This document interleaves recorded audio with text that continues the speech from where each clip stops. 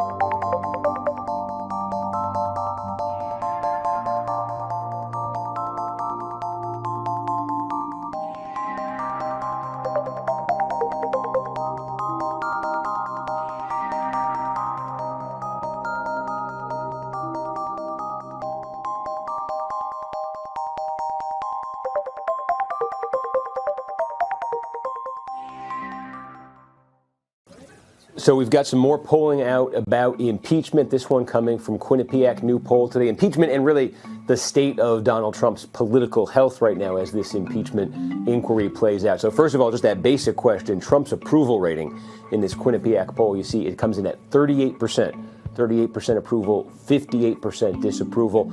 That is one of the lowest numbers that's out there right now for Trump. I think the lowest number, tied for the lowest number that Quinnipiac has found this year when it comes to Trump's approval rating. So obviously they show him on the lower side. We've always talked about his range being high 30s on a bad day, low to mid 40s when things get better for him. So he's at the lower end of what he's been doing in his presidency, just in terms of the approval rating, and that's probably related to folks' attitudes on impeachment in this Quinnipiac poll. The question is, should Trump be impeached and removed from office? In this poll, there's plurality support for that. It's 48% say yes, he should be impeached and removed from office. 46% say no, he shouldn't. Again, Quinnipiac has been testing this question a number of times over the last few weeks. This is slightly higher than it was the last time they checked. This is the highest support for impeachment and removal they've gotten yet. It's not overwhelming support, obviously. It's 48-46, but that is higher than they have gotten before.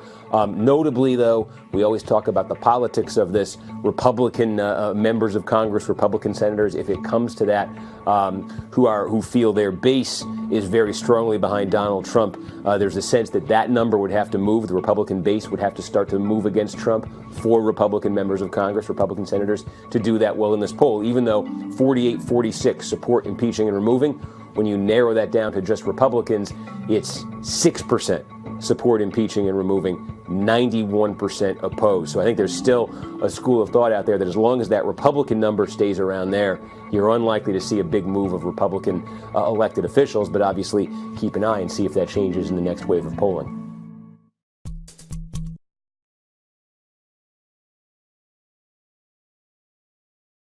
Hey, NBC News viewers, thanks for checking out our YouTube channel. Subscribe by clicking on that button down here and click on any of the videos over here to watch the latest interviews, show highlights, and digital exclusives. Thanks for watching.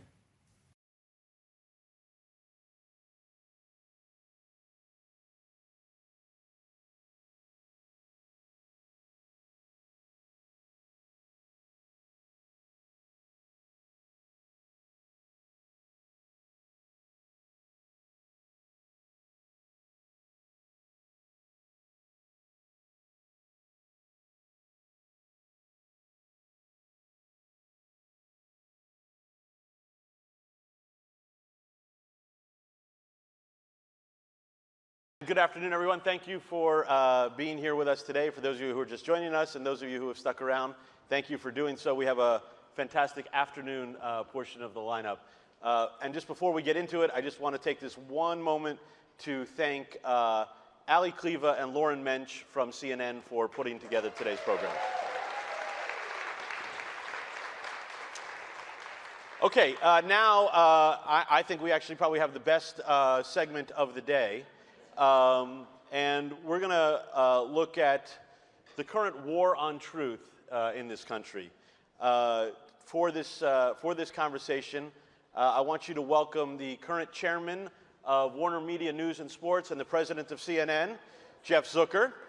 And I'm sure he will be fantastic today.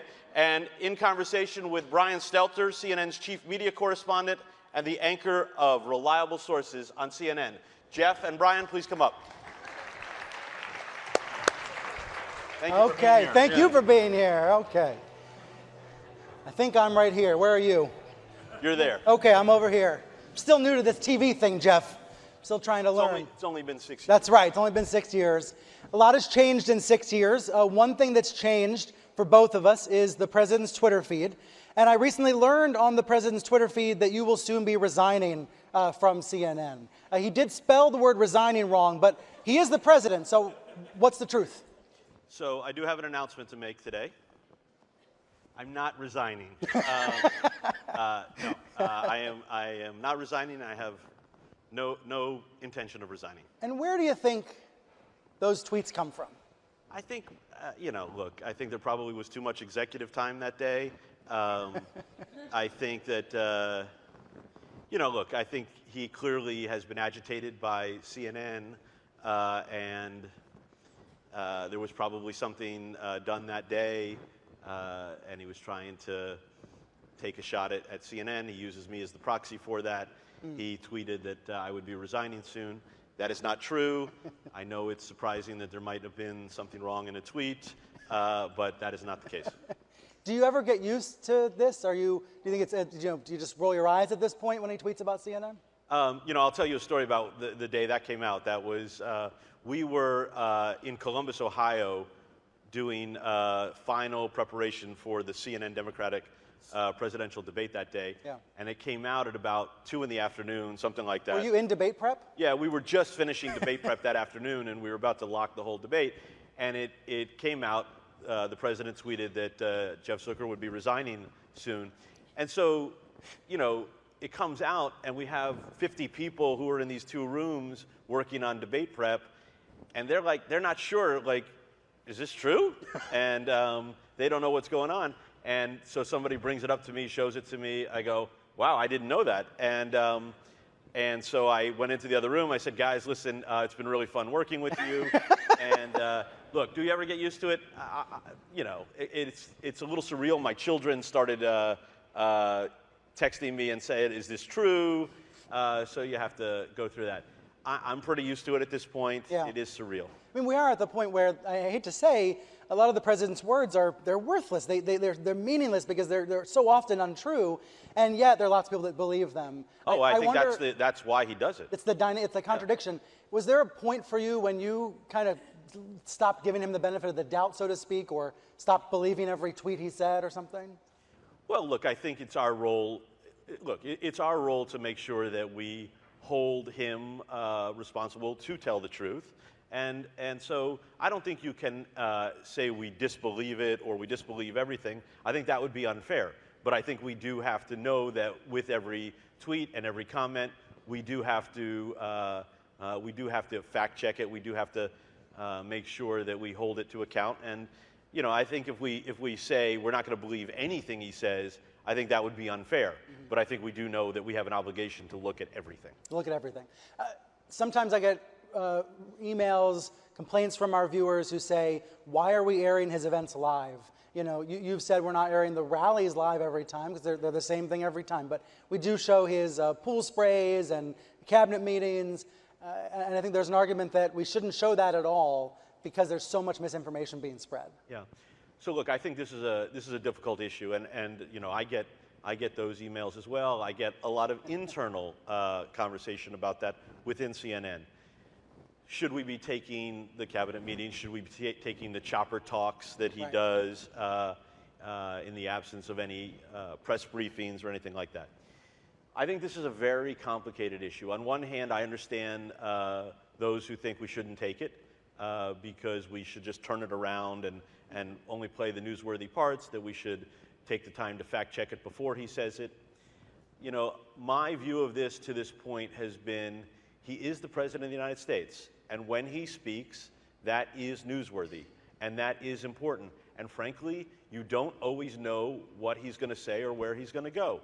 And I also think it's equally as important for people to see in real time, in fullness, what he's saying, how he's saying it, what his verbiage is, and the like. So, look, I understand that sentiment of people who don't think we should take it.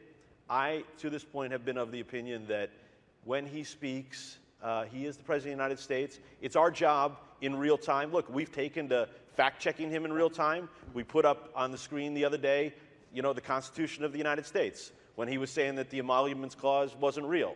So then we put it up on the screen because it's real. And so I think it's our job to fact-check as close to real time as we can, to certainly come after he speaks, and to dissect in real time and fact-check it. So, I think that's where I come out. I do understand the other sentiment, but he is the President of the United States, and his words do matter. What about his aides or his fans, right? Sean Duffy's a new contributor on CNN, and some of the same complaints are being made about his appearances. So I get that as well. Look, I think there is a lot.